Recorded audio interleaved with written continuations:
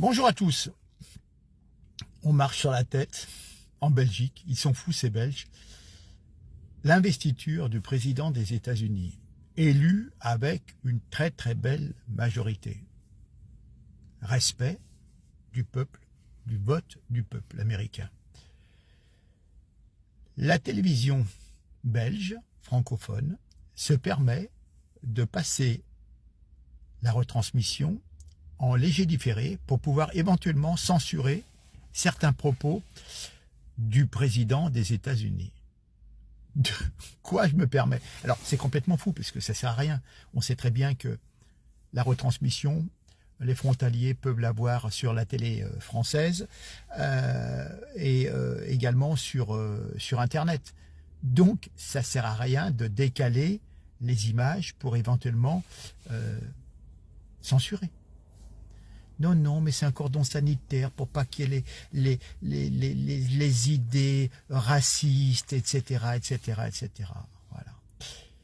Mais surtout la Belgique est gangrénée par quand même un fort courant de gauche, d'ultra-gauche, qui a le droit de s'exprimer à la télé, de islamistes, pur et dur. Ça pose pas de problème. Mais qu'il y ait des gens qui soient éventuellement amoureux de leur drapeau ou de leur pays et qui ne veulent pas perdre la souveraineté de ce pays par des ingérences étrangères, ah là, ça pose problème. Voilà. Écoutez, franchement, ils tiennent une couche et puis on verra dans 20 ans, mais j'augure une triste fin pour la Belgique francophone. Enfin bon, vous voyez, j'ai filmé ça, c'est Pascal Praud qui en parlait sur CNews.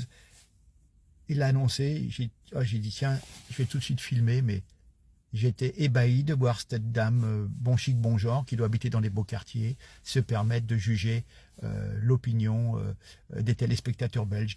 Des fois que ceux-ci ne seraient pas assez intelligents et n'auraient pas le niveau pour voir s'il y a des propos outranciers qu'il ne faut pas retenir et s'il y a des choses intéressantes. Mais justement, peut-être qu'ils ne veulent pas que certaines choses intéressantes apparaissent pour éviter que les lecteurs belges fassent comme les lecteurs américains et veuillent sauver son pays. Bref, regardez, mais ça vaut son pesant de cacahuètes. Voilà, allez, regardez. Madame Aurélie Didier. Si vous êtes là, c'est parce qu'il y a une particularité dans la diffusion de ce discours. Il va être en léger différé. Pourquoi, Aurélie? Alors, on a constaté à plusieurs reprises que Donald Trump a tenu des propos racistes, d'extrême droite, xénophobes, d'incitation à la haine également. Et donc, nous avons décidé de diffuser ce discours avec un léger différé pour prendre tout simplement le temps de l'analyse, du décryptage.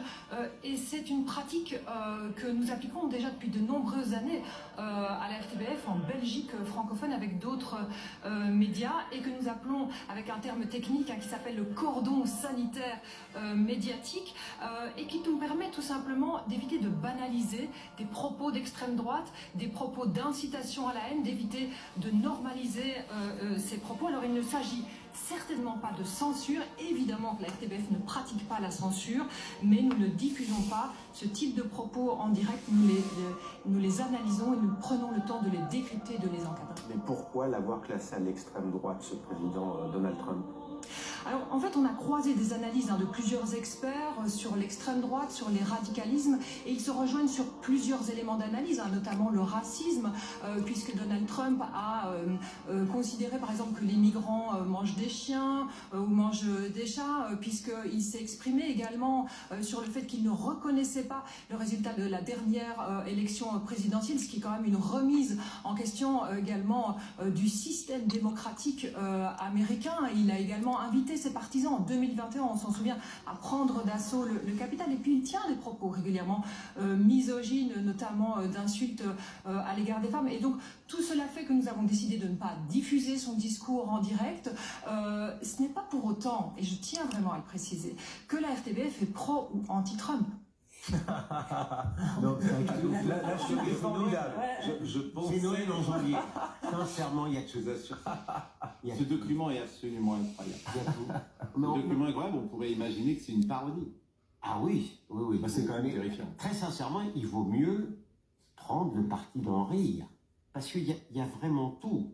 Le fait même à supposer même, qu'il soit raciste, extrême droite, etc. Ça veut dire que le spectateur belge n'est pas suffisamment adulte pour pouvoir...